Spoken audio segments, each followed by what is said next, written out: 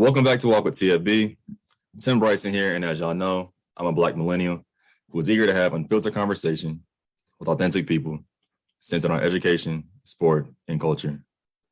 Today, we are walking with an educator, a writer, and a storyteller. An Oklahoma-ish native, he has been a phenomenal leader since his childhood. After being named Youth of the Year for the second time, he stayed close to home and attended the University of Central Oklahoma, where he earned his bachelor's in organizational communication. While at UCO, he was elected student body president, a role that has continued to inform both his research and his practice as a higher education and student affairs educator. After earning his master's degree from Indiana University and working full-time for several years, our guest moved to the DMV, where he earned his PhD in student affairs at the University of Maryland, College Park. While at Terp, he worked in fraternity sorority life, undergraduate student legal aid, and was elected president of the graduate student government. These positions ultimately prepared him for his next step, where he now serves as an assistant professor of practice at the University of Texas at Austin.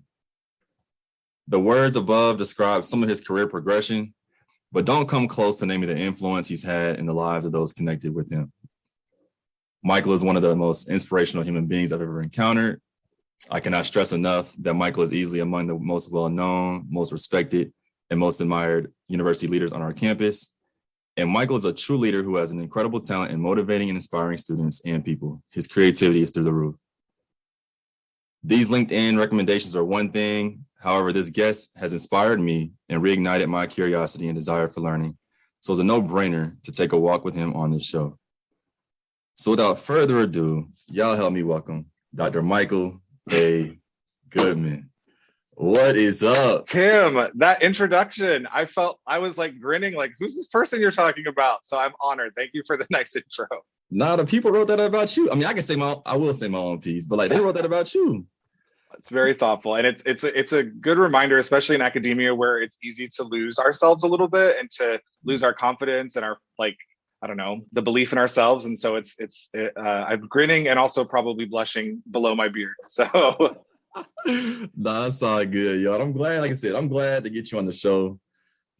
This is gonna be a good conversation. It's gonna be a good conversation for sure. Not just at the moment that we met, at least within my doc experience, really career journey. But you're a dope human being. You're just overall dope human being. But before we go any further, season 4, we're doing some things a little bit different. And so we're kicking off this season in each episode asking, what brings you joy? I love that. And I love what your past guests have said, and lots of what they've shared, like, certainly resonates for me. I would say what brings me joy is laughter. We're in like lots of difficult spaces and tough times. And even if you scroll Instagram, Twitter, Facebook, like all the news feeds, it can become a space where it's hard to find joy through laughing and joy through, I don't know, cutting up, and not to dismiss the real pain that's happening in the world and like the real impact that current events and things are having on human life.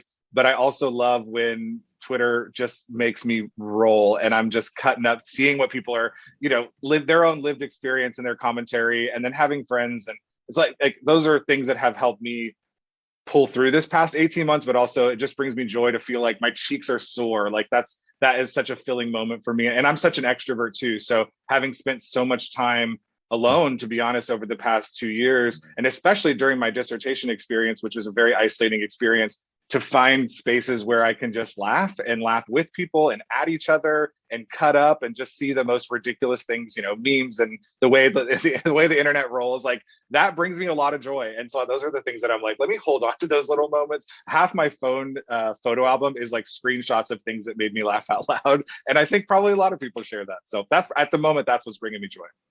I appreciate you naming that. And that is definitely true. Let me ask, do you have TikTok as well? I don't have TikTok. I feel like I'm an old millennial, and I feel like the TikTok that I digest is via everyone else reposting it to Twitter and Instagram. And I feel like that's good enough. But I also have had so many people say, Michael, you finding yourself on TikTok would bring even more joy and even more laughter. So I'm always like very tempted. And I haven't fully crossed the threshold yet. I would say if you don't do it right now, because you'll be on it for hours, like literally hours, just laughing. Good to know. That's a day, and that's a dangerous for me because I can get sucked into something and then like I come out of it and I'm like, where have I been for the past 2 hours? Yeah, don't download it right now. But Dr. Goodman, like I said, you reignited, right, my curiosity, my desire for learning. That class I took, fall 2020, about learning. Mhm. We're going to talk more about learning and education and knowledge and knowing and unlearning, of course, during segment two. But segment one, right? What is your story? Yeah, my story, it's so interesting also to hear you mention Youth of the Year, which was like this pivotal experience for me as a military kid, as a kid from Oklahoma, as a kid who like never really understood leadership outside of a formal leadership role. Like that Youth of the Year grounding was so special for me. So I'm happy to share a little bit about that too. But Yep. my story really starts on an Air Force base in Oklahoma City. I was born on an Air Force base, lived there for 15 years, or lived on an Air Force base for 15 years, and had this very like unique, somewhat sheltered experience as a military kid, and also in this unique geography of Oklahoma City, which has massively transformed since when I grew up. But I feel like that's where it all started for me. And I had so many people give me opportunities, and a lot of those opportunities were in leadership. And so the opportunity to be in student council, the opportunity to run for office at, 16 was huge for me, to be a leader in my school, in my community. And I never really connected those pieces to like a future. So like I never thought, oh, I'm going to be a leader when I grow up. I just kind of thought I'm doing these really cool leadership experiences now. And I always played that one step at a time. And then it wasn't really until doing the Youth of the Year program, which was with the Boys and Girls Clubs and also the Air Force, which my dad was in active duty for 20 something years, that I started to meet other kids like me from around the world who were also interested in making a change in the world, making a change on their Air Force base, but also in the lives of their community. And so I started to find little ways for me to do that through the Boys and Girls Club. I mean, I was a Boys and Girls Club Youth Center kid from probably like kindergarten through my senior year of high school. So like before and after school, that's where I was at. And being a leader in that space, but then also being a leader in school helped really get me to college. I never really saw going to college as something, which is funny now because I teach higher ed. So it's like the fact that back in the day, I was like, I don't know if I'm going to go to college. I went to this thing called Boys State. Have you heard of Boys State? Yeah. Did you go to Boys State? I did not, but I was big in South Carolina. It was big. Yeah. So, and it's this is my own experience with it, a very problematic space in a lot of ways, but it's also a very unique space. And I did learn a lot about government from going to Boise State. But one of the most, I would say, impacting things was that they had a college fair, and I walked by the University of Central Oklahoma booth, and this woman named Michonne Conley was sitting at the booth and said, "Hey, you should go to UCO." And I was like, I don't know if I'm going to go to college. And she was like, "Oh my God, sit down." And so I sat with this woman named Michonne, and we had this amazing conversation. And she told me about a scholarship I could get for leadership, and that actually my alma mater had, all these big ideals of leadership that were pressing at the time. And so I thought, well, let me just go to that school then. Both my parents went there, my sister went there. And so I ended up applying to UCO, going to UCO, and fully getting plugged into leadership. So I did all the leadership things, you could think of, like you said, student government, lots of other things. And honestly, I owe all of that to Michonne. Like, I think if I hadn't have been at Boise State at that time and in that specific hall where they had all those colleges represented, I don't know that I would have gone to college, or I certainly wouldn't have gone to UCO. And so I and every time I see her, or anytime Michonne crosses my timeline, I'm like, thank you for everything. You're the reason where I'm at today. And she probably is like, yeah, many students tell me that, Yeah. but I feel it like in my core. So yeah, all that to say, from there, that really propelled me into like what it means to be a leader on a larger level, and what it means to be in higher ed as a practitioner and as a scholar. And then the rest was kind of history. Like, I found myself at Indiana, had lots of personal things, along the way. So like coming out and figuring out who I am as a queer person in society, and also then figuring out who I am as a practitioner, and what type of practice I want to do. And we've talked, Tim, about like the uniqueness of what future things could be for career in higher education, even though that sometimes there's all these, boundaries around what a higher education practitioner is. But I've tried to disrupt those and bump up against those, and try to be as, I try to challenge the process as much as I can, especially with the different privileges I have. I'm a white guy. I have lots of education. I would say I'm probably middle to upper middle class. So I try to take all those things with me, using my privileges for good. And that's landed me really where I'm at now. Never thought I'd be a professor, and yet here I am. That's a long version, but that's my story. It was perfectly timed, to be honest. But I want to dig into a lot of what you said. And even the first thing that's coming to mind is Dr. Sierra. I believe she was Dr. G's advisee as well. I'm making that up. Perhaps I've lost, my memory is fading. I'm pretty sure because she's a storyteller. You're a storyteller. Yeah. I'm starting this podcast. I think I'm a You're storyteller. absolutely a storyteller. Yeah. No. I just like distilling y'all stories. But where does that come from for you? That's a great question. And I will say, telling people stories makes you a storyteller. I mean, that's the beauty of being able to even know what questions to ask makes for a good storyteller. And I think you're an excellent storyteller. But I would say for me, that comes from the belief that like motivation matters, and being able to share parts of ourselves can motivate people to actualize that within their own life and to be able to find commonalities. I think one of the things I grappled with, especially when I was coming out, and especially as I thought about what it means to be an out person in higher education, before I got to my master's program, I had not really met any queer people, and they certainly were present in Oklahoma. So I honor and appreciate those folks, and especially at the time when I was in college. But I got to Indiana and I met all these queer people in relationships, and that was just like part of their life. And so I was really inspired by that, to be able to say, me sharing parts of myself allows someone to see something that maybe they didn't see back when they were, in high school or in middle school. I remember having a student who was in a historically white fraternity say to me, "You're the first gay person that I've ever really gotten to know." And this was a junior in college. And I remember thinking, like, had I not been open about being gay, or had I not talked about, the woes of like life as a young single person in Bloomington, Indiana, that student maybe wouldn't have had that, Sure. opportunity to, and maybe the student has never met another gay, or has not met, but has not interacted with other gay people since then. But for me, that's been a big part of my storytelling, which is like just the ability to say, this is about relationships and this is who I am, and it's okay for us to bring ourselves into these spaces. And sometimes there's not safety to do that. And so that's also, in a lot of ways, that's a art to be, figured out and navigated through. But I would say that's kind of why I have felt myself deeply as a storyteller, because I've wanted to make sure that I'm also allowing others to see things in themselves that maybe folks have not shown or allowed before they met me, or before they interacted with me. This is good. This is really, really good. And I wasn't going to tell you this on record. I was going to tell you at some point. But even writing your bio or this intro, I got emotional. Oh. And I was like, why am I getting I had to ask, like, why am I getting emotional? But it goes back to what you said about the relationship piece, the safety piece, the belonging piece. Because again, people keep saying, even now, right? We're still in an ongoing pandemic. Some states have less restrictions than others, whatever. It's ongoing. But I think I was dealing with more during fall 20 than I probably initially would have expressed and or had told someone outside of myself. And to be quite honest, had I not taken your class, or you not been a professor for that class, I don't even know if I would have got to this point in my program, which is a different conversation we can dive into a little bit later. But the one thing you just said just now was right, like being able to share your identity, really own your identity, own your story, your gifts, etc. And something I've been dealing with and have really been negotiating over particularly the last 10 months, is my work with international athletes. And this is good. This is really good. It's going to be a good conversation. And I say this because working with international athletes in particular has definitely highlighted and brought to the forefront a lot of my privileged identities that I have not had to think about for 27, 28 years, particularly being an American, US born American citizen, being a male, right? Cisgender, heterosexual. Like, it's really made me think about like, yo, like you have a lot of effing privilege. I can cuss my podcast. A lot of fucking privilege. Yeah. Right. And if I was not Black, as hard as that is in trying to imagine, I would hold the dominant privileges that we discuss in higher ed student affairs theories, right?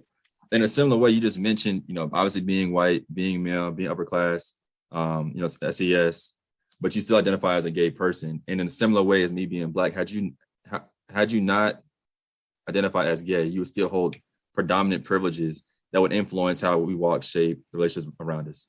So how have you continued to negotiate that? I hope you understand what I'm asking. Given that we hold a lot of dominant, but there's one identity in particular that really, obviously, a lot of weight, feeling of oppression, etc. How have you dealt with that? Just talk to me.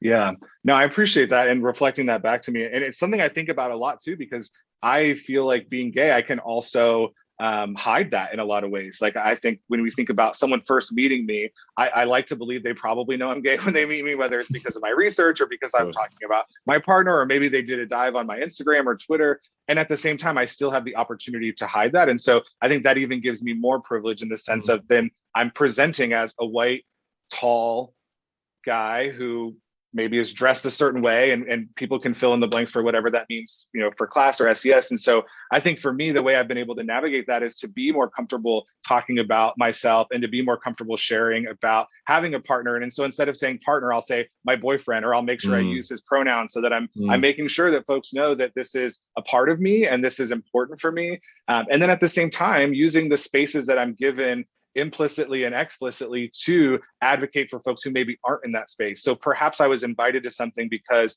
folks, saw me as a leader in the community, or saw me in some way, and maybe implicitly they saw a white person, and so they were inviting this white person in because there was comfort for them or safety for them, and they're juggling with their own biases. And so when I get into that space, I want to disrupt then. So if I look around, and unfortunately, this happened a lot at my previous institution, where I would get to a committee and I would look around and I would see a lot of white people, and I would wonder, like what's happening here. And it took actually a colleague of mine sharing with me, like, it's okay to say, can we pause this meeting and talk about what it means for this decision to be made, or for this committee to gather, and there's no folks of color here, or it's mostly male identified people here, or we don't have representation from XYZ. And I know that also is, like, on the flip side, that's labor on folks of color, or labor on people having to represent and be visible. And at the same time, what does it mean to just at least make space? And what does it mean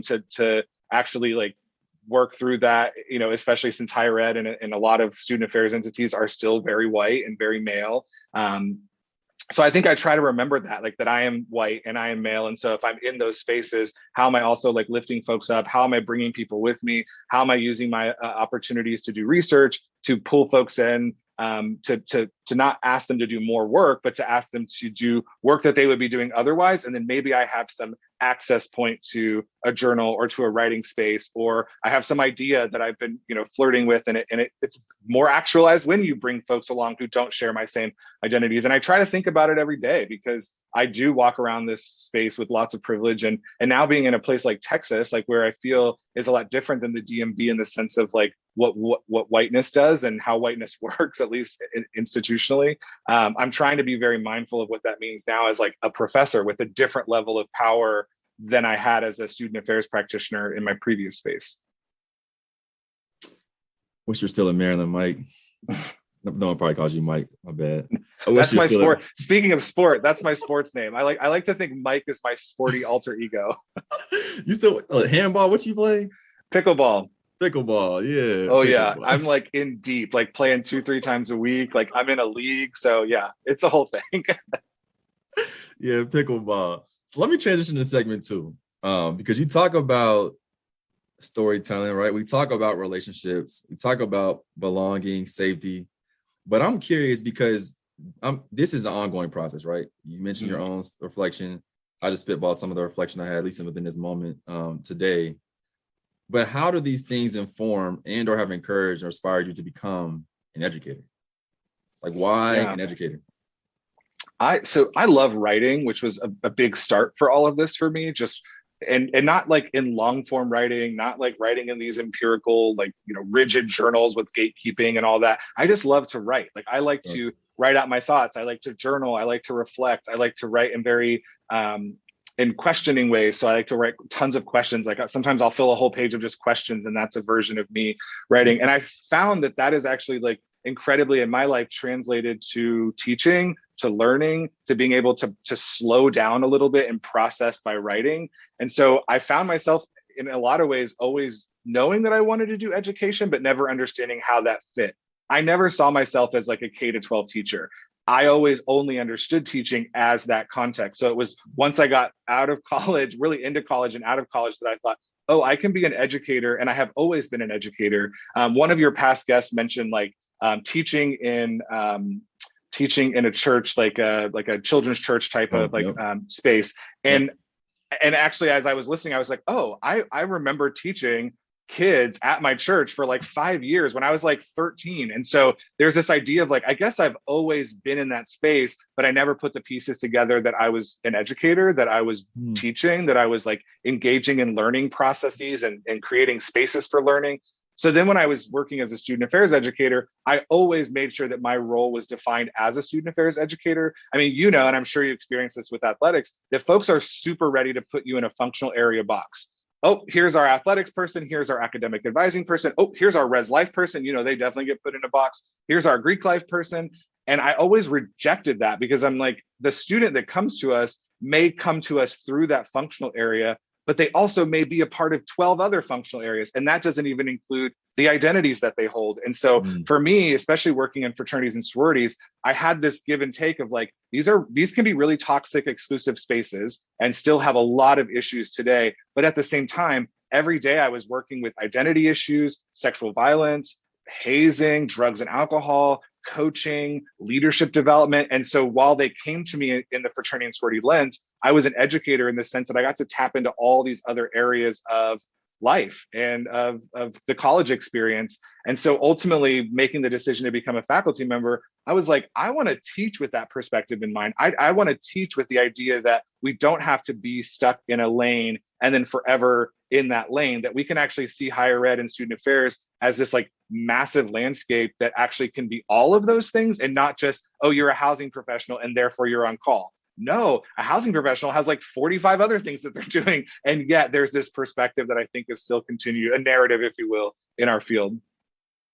I'm glad you brought that up because the class where we got introduced to each other, student professor type of role, of course, we met before then, was the facilitating student learning course. And I can't remember if that was the first class I took between that and seminar. I forget which class came first, but I do remember the very first assignment in that class. It was like 8 to 12 questions on a page. Oh, yeah. I will never forget because everyone always asks, like, what's been like one of the highlights of your program? And this is always, if it's not number one, it's top two. And the question was, what is learning? I know you remember this. What is learning? And how do like your identities or like story like shape how you learn? Something to that effect. It's still, think about it now, it fucks me up. But the page limit or the page, whatever requirement was 8 pages. And I remember going home, I was like, there is no way that I can sit here and type 8 pages, however many words it is, to talk about learning. And as I started, after got out of writer's block and started to type, I had to like limit and like stop typing just to fit the 8. How'd you even think of that? Like why start with that, particularly in the class, obviously focused on learning, but like as you think about how we learn, what identities shape our learning, you say you're always questioning, you love, why that question in particular? Because it's so broad yet so deliberate in how you address that.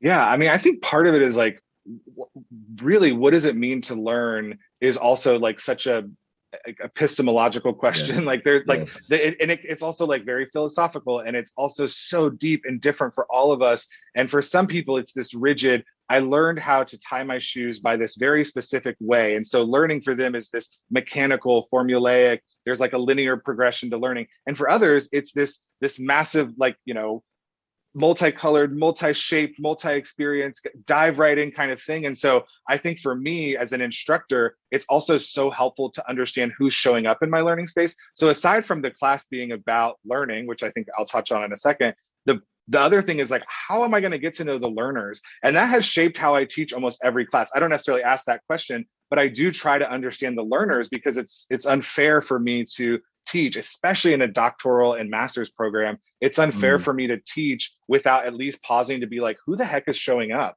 And if every person writes, here's a experience I have with learning, or every student writes, or many students write multiple versions of what learning is for them, I think I have a responsibility to try to tap into some of that. You're not going to get everyone, you're not going to meet everyone's exact learning need, but at the same time, you can find ways to try to pull them in different ways. I mean, we've both been in classes where 85-90% of the class felt like a waste. And so I'm like, well, let me try to make 50% feel like a waste. Like if I can move that down for some students, that's like key for me.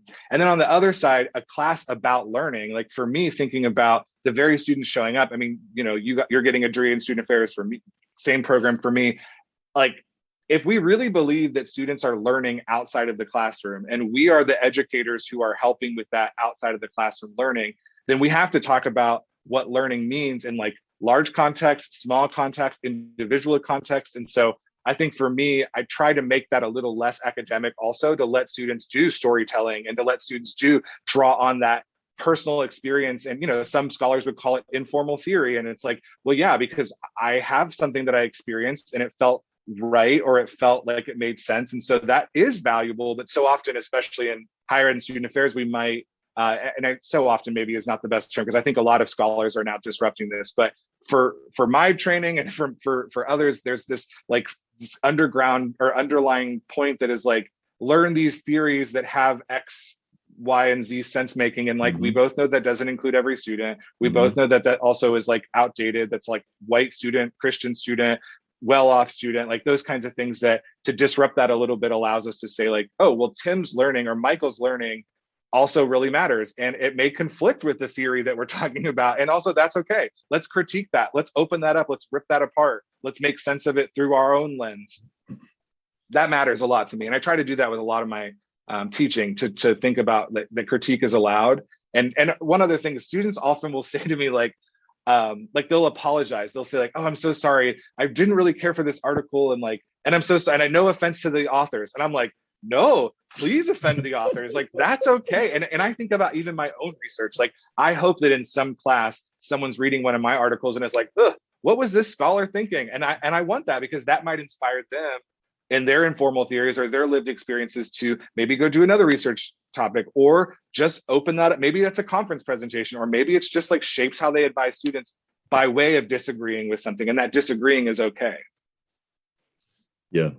It is okay. And the critique is okay. And as I mentioned before, that class was super important, because in that paper, another question was like, how do you know when you've learned? You guys like, I was like, hey, that's a good question. But that class, and particularly that paper, that's when I realized like my Blackness, right? My millennialhood, like that informs how I show up in every space. Obviously, being a Black millennial educator is what I talk about a lot. I'm not just on this podcast, but in my bios now. Like, that's what I lead with. Tim Bryson, Black millennial educator, which allowed me to do yada, yada, yada, yada, yada. But one thing you just mentioned, oh, go ahead. I was just saying like how frustrating that there is the institution of higher ed in a lot of spaces, and also society wants you to reject that, like wants you to fit into a different. So it's like, I think you're also, that's part of you being a storyteller, Tim, is like that you're also telling that story as a way for other people to be like, yes, I can also do that. I can also let that be salient and important and guide my practice, not just be a part of me showing up in my practice, but like, this guides my work, this guides my worldview, because it's with you every single day. And there are so many factors like begging you or forcing you to reject that. So yeah. This is good, because it's a great transition to my next point, right? You talk about fitting in this box, right? And not feeling like we can critique. And again, sitting on this learning piece as well. And one of the critiques I've had, I've been vocal, it's not a surprise to anybody that's heard me talk on this podcast or in person or at a brewery, but is the doctoral education in general, right? And there are definitely steps, right? The coursework, the candidacy, whatever, the dissertation. But how do we center learning in this process? Because I can't speak for you, but speaking for myself, there are definitely times where it's like you're just checking this class, EDMS 645, that class, ECP7. And the learning is not happening, right? The learning is not taking place. And so now they're trying the other side of this journey, at least from the degree conferral standpoint. Like, how can even I, as someone as a student now, continue to center learning in this process and in this system that's just checking boxes? Yeah. And honestly, I struggle with this. Like, as a faculty member who doesn't believe in the GRE, who doesn't really care about grades, who would rather you show up, read, engage in class, and take whatever piece you can, because also the world is still happening. Like, you're learning in the middle of a pandemic. And so I have this mentality, but then I'm at, another R1 institution that does hold those things as really valuable and that does really celebrate rankings. And it's not just my current institution. I think it's a lot of institutions. You saw with the US World News, like lots of people rolled out that press release, and it's like, that was just like an automatic response without pausing to be like, oh yeah, we also know the critiques of rankings. And we also know that these can be really problematic in a lot of ways. And so for me to center learning, I really try to do exactly what I say within the confines that I'm bound by, an institution. So for me, I still have to assign you a grade and I still have to give you a number with your assignment, but I'm also not looking for a rigid rubric. I'm looking for you to contribute some sort of response to the learning. So it's a response to an article, or it's you've made meaning of something, or I've given you feedback on APA format, also problematic, and you've incorporated that in the next assignment. And so for me, if I'm seeing that demonstration of learning, you will get through my classes, you will get A's. I mean, you've been in my class, you'll pass and you'll move forward. I also want to give a ton of grace. Like, I don't think learning can happen unless there's grace. So for me, I also want to make sure students know that you can talk with me if you're comfortable. That's also hard because I'm a stranger until I'm not. And so especially, I think about the students here, they committed to UT before I did. And so I show up as a new faculty member. They maybe picked the program for other people, and then they got me as a faculty member, and they don't know if I'm saying truth. So if I say, yeah, I'm super flexible, here's the deadline, but if you turn it in 2 days later, it's not the end of the world, but I want to start with this deadline for those who like that kind of structure. And then a student is going to turn it in the next day and sends me a long email that says, oh my gosh, I'm so sorry, I've got these things going on. And my response is like, yeah, that's fine. Turn it in 2 days later. Like, especially as an instructor, if I'm not going to read it for 3 or 4 days, or if I'm not going to read it until the next day, I want there to be that grace. Again, I like a starting point though, because it does help with organization and it does help with like trying to move from thing to thing in a semester. But having grace also allows students to value the learning in a different way versus just valuing the checkbox. Because what happens, I think, is if you start to get really rigid about grading, and if you start to get really rigid about deadlines or students missing class or things like that, then students are focused on those rules and they're not focused on what you're asking them to learn in the classroom. And so I think for me, the way I've centered learning is trying to say, I just want you to come in your best self. And some weeks it's not your best self, because I've been there. Some months it's not your best self. Do literally the most you can. And if you're comfortable, again, knowing power dynamics, and that's hard to put aside, but as much as you can put it aside, if comfortable, communicate with me on how I can make this work for you. The other thing I'll say is I'm also super flexible with all my assignments. Like, I think there's value in the assignments that I've created, but most of them I created before I met any of the students. So how unfair for me to ask a student who is working in a policy role to do the exact same assignment to a student who works in Res Life. And one student is actually on a campus and the other works in the higher ed world, but not on a campus. And so it's like, I have to be open to saying to a student, yeah, and if you want to write that a different way, that's okay. And all students have that option. And again, I like a starting point. So having the description and the deadlines and all those things is a starting point.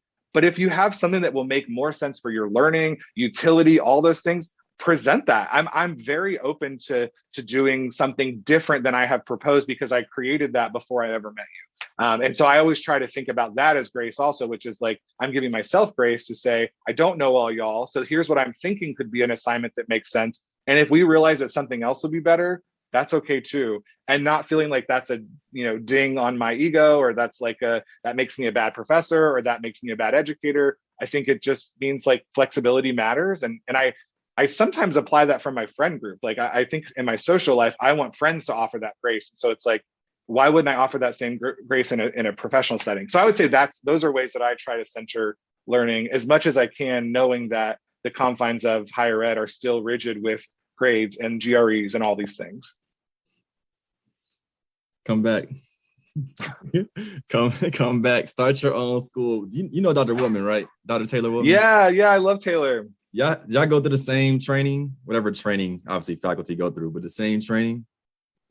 Probably. I think we have a lot in common in terms of how we approach the world and how we approach education. And actually studying in Cuba with Dr. Woodman was really helpful, because I feel like I entered that space with my pre-doctoral mind of like, no, I've got to do the assignments and get everything done, and it has to be rigid. And his response was kind of like, or you can show up and just be a sponge, and you can show up and just learn, and you can show up and do your best, and your contribution is going to be super different from the person next to you, because you're super different people. And that's okay, like, for us to honor and embrace that. Yeah, y'all, hands down, I wouldn't be here without y'all. No. Mutual feeling. Accept your roses, man. You and Dr. Woodman, like, y'all, you and this learning piece, Dr. Woodman's international ed is like, I feel unstoppable now. I've been prepared by two of the best, in my opinion. My personal and we'll keep supporting you. Keep supporting you. Y'all got my love and support as well, Dr. Goodman. But I'm not going to transition to segment 3 before first talking about another pivotal and really influential role, positional role that you had at Maryland, and really your entire life, particularly within government, student government. And so I know in class with the winter term 2021, we talked about student governance, both at the undergraduate and graduate level. But could you just talk more about your experience as president of GSG, in particular, what's the word I want to use? Not discrimination, but the dismissal of a lot of graduate students in not only communication, but also policy top down from universities and colleges across the US. Yeah. Being president of the grad student government was one of the hardest experiences of my life.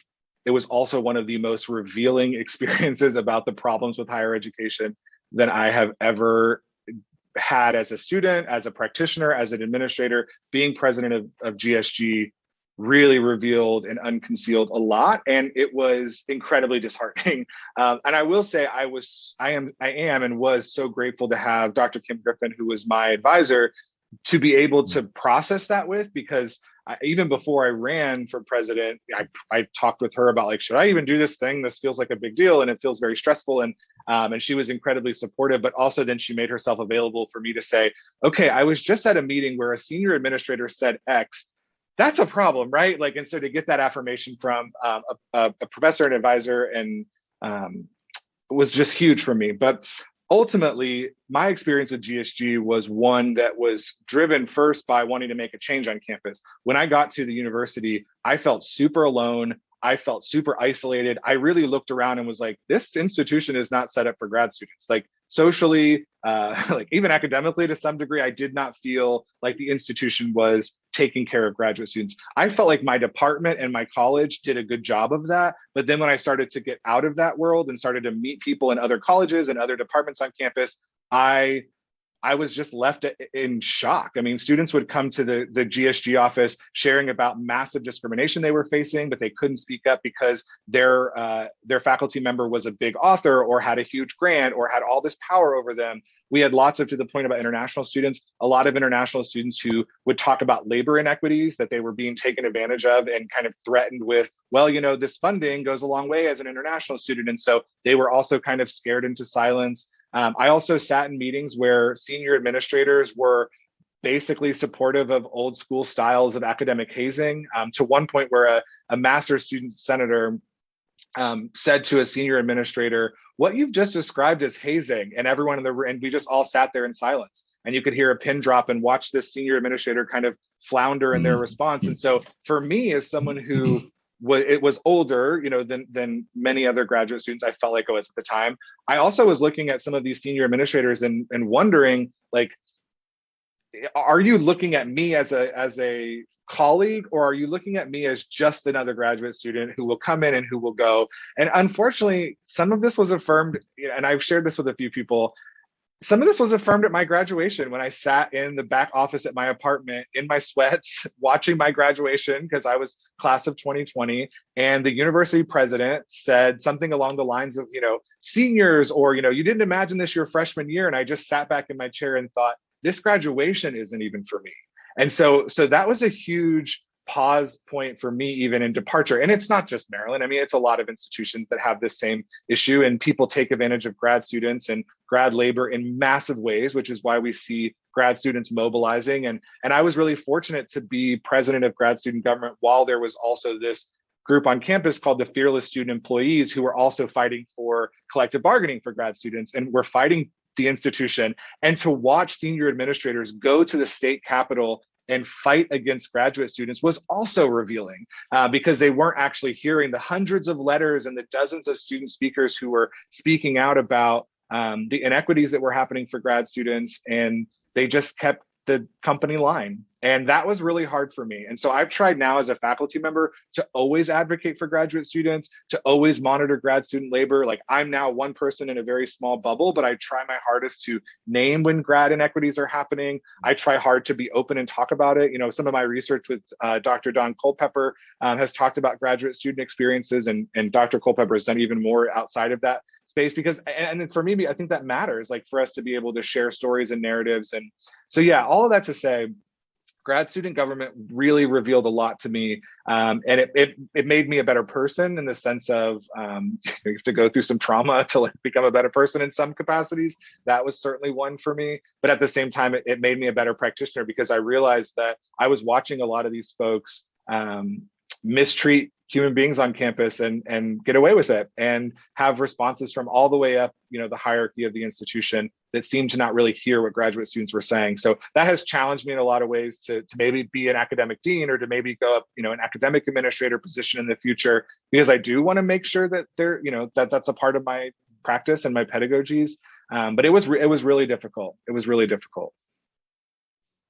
Yeah, you've done a lot of great work. No, I mean, in the best way possible, not just again at your previous institution, but at institutions and stops, both in higher education and in non-higher education spaces that have changed lives, but also have uprooted systems. So I will say thank you, right? My experience is different because of your leadership. But as I think about what you've done in your practice, right, what you're doing in your scholarship, we did speak a lot about learning. Of course, we just spoke about governance. But I would be remiss, and this conversation would be incomplete if we didn't talk about unlearning as well, right? And I know that's part of what people are like, what are you learning in your program? It's like, I've learned a lot, but now I'm saying I've also unlearned and like have relearned some other things as well.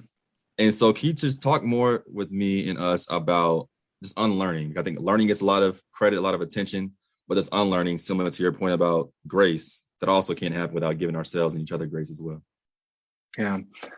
Unlearning, I think, also happens in collaboration. It happens in relationships. I think sometimes we are in a space and a place and time that is hard to hear that there's something to unlearn, let alone like grapple with it and then do the unlearning. I think one of my first experiences with unlearning was over 10 years ago. Chris Madrano, a colleague of mine who we were at Indiana University together. I was a first-year master's student, and we were talking about colorblindness. And in the grad lounge, we had like this little grad lounge. We called it the grad pad because there was like 6 of us, packed in with like 4 desks. And I said something along the lines of like, oh, well, I'm a military kid and I grew up with people of all races and ethnicities and I'm colorblind. And Chris turned it to me and said, what race am I? And I said, oh, well, you identify as Latina. She said, yeah. What color am I? I said, you're brown. And she said, yeah. So are you colorblind? And I mean, and of course, I like did the white person like response of like, well, I was trying to like, I was like trying my hardest to share with Chris. Like, I understood what she was saying, but I also didn't want to back down. And it took, Chris and her labor as a woman of color to do that work for me. And then it took me to be able to say, okay, so in what ways have I contributed to this like awful narrative of colorblindness that has left Chris out and has left other people out and has also further impacted communities that I've worked with and been a part of. And so I think for me, it sparked with someone. I don't think that unlearning always has to spark with someone because that's also a lot of work and labor. But Chris and I were also good friends and she felt comfortable to share that with me. And then also to say, now go do your work. Like, and I needed to go do that work on my own. And so I would say that was like one of my early experiences of really unlearning what I had deeply in my core believed to be the case. And that shows up in periods of time. So you have to also like reassess what that means for you. And I think that's also like for me, even considering like my queer identity. And so the ways that the queer community has co-opted things from communities of color and trans people and drag communities, and especially white gay men, and what harm that we do often within that space. And so I've even had to, within the past couple of years, pause and say like, by doing X, Y, or Z thing, how am I contributing to utilizing folks of color and in my memes, in the way I tweet, in the way I talk, in my vernacular. And so I've been trying to be mindful of that. So the unlearning isn't like, oh, Chris sparked this thing in me and now I've unlearned and now I get to move on. It's like, no, the unlearning also has to be and can be lifelong work because also like society changes and life changes and the way we interact with one another changes and the world around us continues to happen. So that's been my experience, I would say, like in my personal life. As a practitioner and as a professional, I've also had to unlearn in the sense of realizing that my perspectives and beliefs impact me and also my identities make sense for that. But at the same time, someone next to me might want to have those same philosophies and ideals, but their identities may make that harder for them. So for example, I remember having conversations in a doc class, several years ago about professionalism and, dress code and all those things. And I have always been one that, like, I'm in jeans right now. And actually I threw a blazer on just because I thought this pin was cute for this, but I'm typically in like a button down and jeans. And I remember saying to, a group of my peers that, like, I'm always going to be in a button down and jeans, and having to also process the response of like, but that's not possible for everyone. So yes, we all want to disrupt the system and be in a button down and jeans. And at the same time, folks of color, women, folks who look younger, there's lots of different reasons why someone would not be able to just be in a button down and jeans. And so, like, what does that mean for me to unlearn how I view professionalism and still want to disrupt that and still want to be in my jeans and my button down, and at the same time know that there's implications? So, like, what does it mean to be talking about that without naming the system that might make it harder for someone else to wear a button down and jeans? So those are, I think, ways that I've also tried to do unlearning within the classroom and within my professional life, and even things like articles and syllabi. And like, it's so, it's so easy to believe that we can just say, yeah, I learned about student development theories in my grad program, and therefore the current grad program will learn about them too.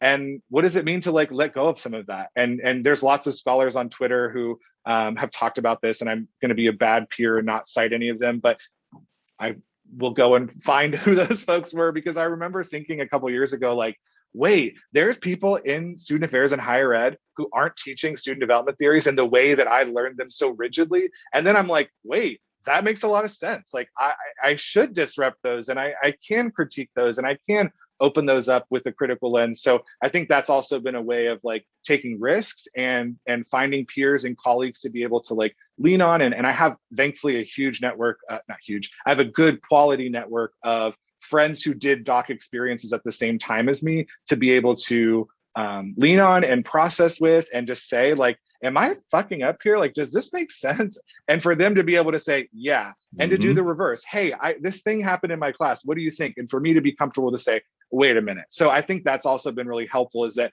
unlearning can happen when you have those peers in your professional network who have been through some stuff with you and have seen you grow and evolve over time, and you've been the same for them. Be able to have those candid, real conversations. That has been, like, massive for me. Yeah. But go back to what you said before, right? It's all about relationships, community, the safety piece. And I wrote that down. It's yelling at me right now. And as I mentioned before, you've done a lot of great work and continue to do a lot of great work now in the state of Texas. I won't say the great state, but the state of Texas. And so, transitioning as a segment 3, right? How can I and how can our podcast community best support you? Oh, that's a great question. And also, like, thank you for that offering, because I think that you have a great community of folks, and I feel like I'm a part of your community in lots of ways. So I will continue to listen and have, I ended up actually doing, like, a deep clean of my podcasts. And so it's nice now to, like, not have to scroll to find yours, that I can just, it's like within the 6 that I've got going. I'm trying to simplify parts of my life, but I would say to ways to support me, I think in the context of at least student governance and student government and student leadership is probably the best. I know you have a lot of folks in your world who are students, who support students, who work with students, who teach students. And I think for me, it's like honoring that labor is one piece, but also honoring that voice. So actually bringing students into spaces and letting them do leadership, valuing the representative body. And that may mean on campus, but it also may mean in the community. I think that was one of the things as I do my research and continue research on student governance, is remembering that students are leading in many ways off campus. So they may have, like, roles at the state capitol. They may be doing, like, lobbying days. They may have an internship with the mayor or a state representative.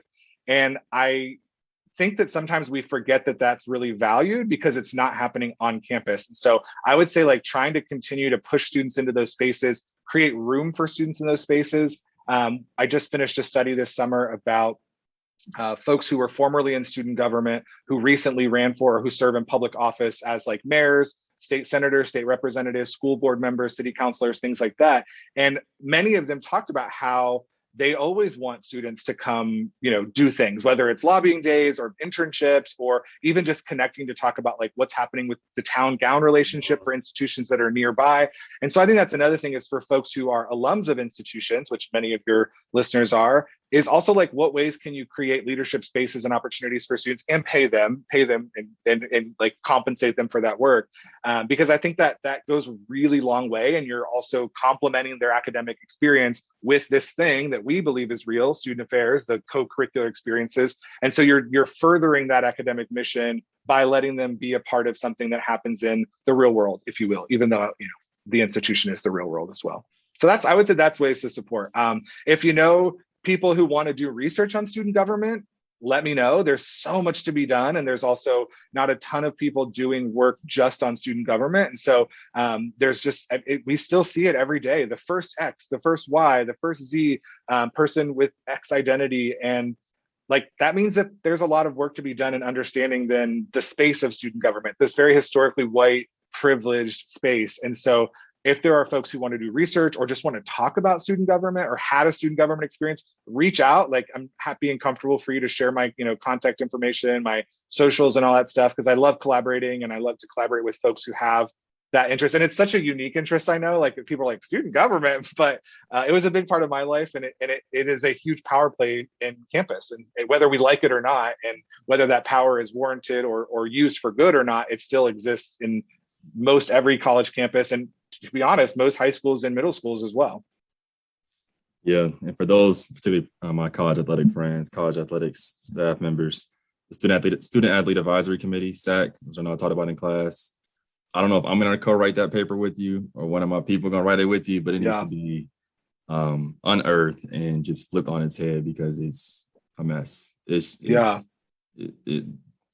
a mess. But let me move forward before I get. Can I say one more thing really quick, Tim? Go ahead. You just made me think about, there's a huge athletic connection too. I was just having this conversation with a student. I mean, you know this, most student governments also have something to do with student fees, which often have a lot to do with college athletics or at least recreation sports. And so I also think like there's a massive place for this intersection between student government or student governance and athletics. And if it's not that there's a fee that student government oversees to athletics, there's a voting person on the fee that goes to athletics. And so typically that body, that person comes from student government and that representative body. So I think that that intersection is huge. And there are like massive implications for a student government and their opinions of, their insights on college athletics and the power they hold financially. We're gonna do another. That's a whole other podcast. No, we're gonna do another episode on that, because you about to get me riled up, and we can't do that right now. We cannot do that right now, Dr. Goodman. But before we bounce from this episode, couple questions for you, starting with question one. It's probably gonna be pickleball, and I'm gonna start laughing. But what is your favorite sports memory? Oh, good. Okay, I have a sad one, and then I have a good one. All right, I'm listening. We got you. So I played soccer my whole life, was like on the track to be like a very, very good soccer player, multiple knee injuries. I've had 2 ACL surgeries. Like, so unfortunately soccer, you know, it wasn't in my bones or my joints. But one of my favorite memories is I was probably 12 or 13 playing in this classic league in Oklahoma. And my dad was my coach. And he made me I was a goalie, played keeper my whole life. Yeah. He made me so mad that in the middle of the game, I ripped off my keeper gloves, pulled off my uniform, threw it on the ground, stormed off the field, and then sat by the car until the entire game finished. Of course, I got into tons of trouble. And my dad was like, what you're not going to do is embarrass me like that ever again. But it was also like one of those memories for me of like, you're not going to always get your way. Like, and you're going to get lost. You're going to get scored on. Like, you're not going to be the best player. So that's probably one of my like sadder memories, was me being this like awful 13-year-old going through puberty and like I remember ripping my gloves off. I'll never forget that. And then I would say more recently, like I've been playing pickleball for a long time, and I've known about it for like 15 years. And I have gotten pretty good at it, and I'm like very proud of myself. So I'm in a league on Monday nights here in Austin. And after our first night, I was ranked 20 out of 50 in this league. And then the next week I moved up to 19. And then on Monday, I won 3 matches. So I think I'm going to move up to like 16 or 17. So follow my journey of pickleball. My goal is to make the top 10 this season, and then in the future play in like harder leagues. But I'm feeling good about my current pickleball life. Yeah, you break a good sweat doing that too, right? Oh, my shirt's usually drenched afterwards, which is an excellent workout. I remember seeing those pics. Yeah. Second question. Your top 5 musical artists. Oh. Great question. I would say the first one is Brandy Carlisle, who just came out with an album. She's a queer folk singer. And yeah, there's something, I'm like an emotional person. And so for me, I kind of give into like the emotional types of music. Obviously, I'm sure you were like wondering if my excitement for Adele's new music is like everyone else's, and the answer is yes. I wouldn't say she's one of my top fives, but Brandy Carlisle is definitely one of my top ones. I love Rihanna because I love to dance, and I love like the old school like back in my early days of going to gay bars and just like hearing a Rihanna song was just was like uninhibited. I'll leave it at like that. umbrella type Rihanna. Yes, I mean that's like literally to be on a dance floor when I was 25, 26. So that's all that sticks. So let's see, Rihanna. I love Rihanna. Who else is in my play? I listen to a lot of random musical theater. So I'm trying to give you like a range of music types. So the whole Come From Away. I was trying to remember the name of the musical. Come From Away. They just actually put a live version of the musical on, I think it was on Apple TV, but it's a Broadway musical. It's about September 11th and like this place that basically had all these flights land to kind of pause everyone while the aftermath of September 11th was unfolding in Newfoundland. And the music's just beautiful, and I listened to that and then got to watch it and loved it. So that's number 3. Let's see, 4 and 5. I like Little Mix. So thinking about like a girl group. Also a lot of bops. I think if Little Mix existed when I was 25, that would also be my middle of the dance floor at a gay club. So now in my mid to late 30s, I don't know that I'll ever be on a dance floor again, but if I am, I hope Little Mix comes on. We'll see. And then that's funny. Let's see. Let's think of another different genre of like my music is very random. Okay, we'll clearly do yeah, I like all sorts of music, and then we'll do a country. So I like the Chicks also, formerly the Dixie Chicks, thankfully changed their name. I like their kind of big FU to the country music world, and also I think they were way ahead of their time in the sense of like their political beliefs. And then I loved their collaboration with Beyonce a few years ago at the CMAs, which was also this big a continued FU to the country music world, who also refuses to acknowledge Beyonce as a country singer, even though there's lots of good nuggets from her work as a country singer. So, yeah, I will pay to see you dance to "Umbrella" by Rihanna in the middle of it. Honestly, there might be a video out there of me doing something similar. So let me go through the old archives. I would definitely pay to watch that. 2 more questions for you. Yeah, if you could go to brunch, bottomless brunch, with 5 people, you plus 5 people, who would they be? No rules, anything goes. 5 people, dead or alive. All right, I would say first I would do Harvey Milk. I'm very curious about the history of queer politics and gay people in politics in particular. So I would love to learn from Harvey Milk and engage with Harvey Milk. I'd also love to have brunch with Lil Nas X. I actually think this collaboration, Harvey Milk, Lil Nas X, me, I don't know, I'm thinking this brunch is going to be really interesting. So that would be another person. Let's see.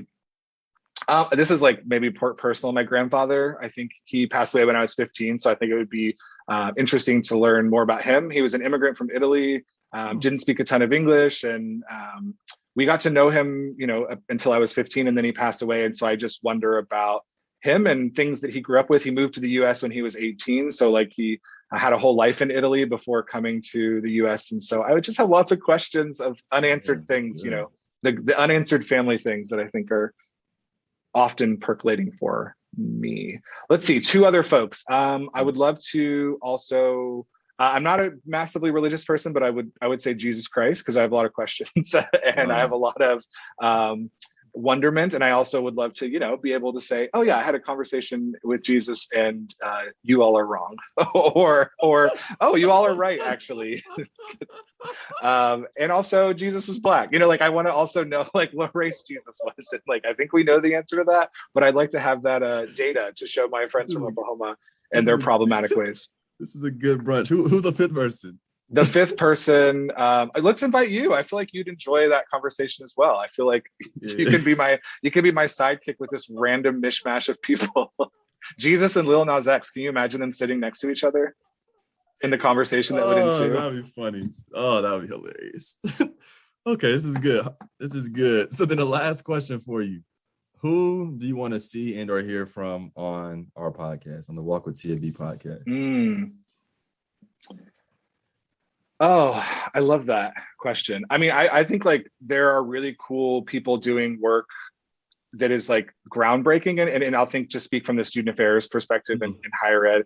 TJ Stewart from Iowa State. Sorry, I get those conflated when all the Iowans are now going to like come for me. But he went to UGA for his PhD and is just brilliant and has incredible scholarship on activism and also has incredible scholarship on college students and sex work. And I just think that there's a real need for his work. And I think he is someone who is also just wonderful. And I think you'd love a conversation with him. So TJ Stewart, look up his stuff.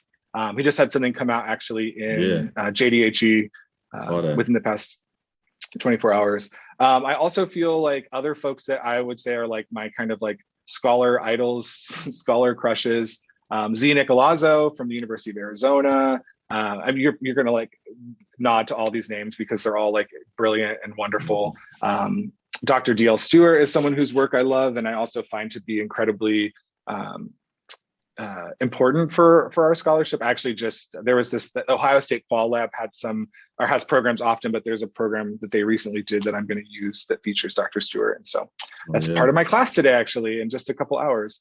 So I would say those are three people who I feel like would just be really wonderful and exceptional folks. In terms of like other roles, I think it'd be awesome to have a university president, to have a conversation, with the university president to interrogate, leadership. And I think that's also like, you might get the politician university president. My hope is that you get the like real university president, because I unfortunately think that there's so much politic with that role that you might end up having like a more frustrating conversation than a helpful one. So hopefully your listeners will recommend some university presidents or folks who would be willing to do it. And I'll think about my own Rolodex of folks that I might know. But yeah, those are people that I'd love to see.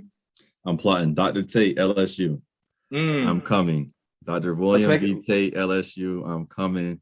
I love it. You heard it here in this episode, this conversation with Michael Goodman. Dr. Goodman, this was fun. Yes, anytime. I feel like it flew by. I'm happy to connect anytime. And I also thank you for doing this, like uplifting stories and bringing forward perspectives and also supporting people's work. Like, I just think that's huge and valuable. And that's how we progress forward in our field, is to lift up each other, to support each other, to love on each other.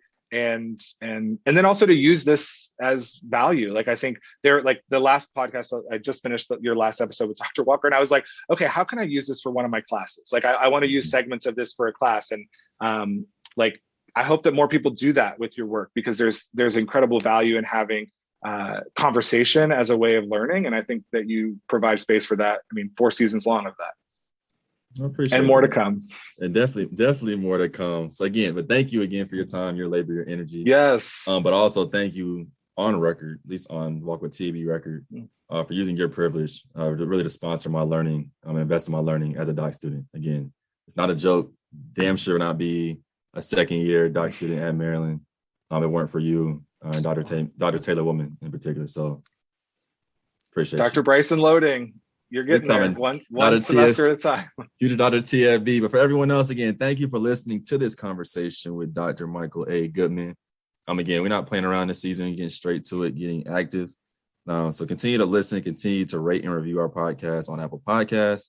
And as always, share it with your friends, family, colleagues, and community. But as always, until then, walk with me.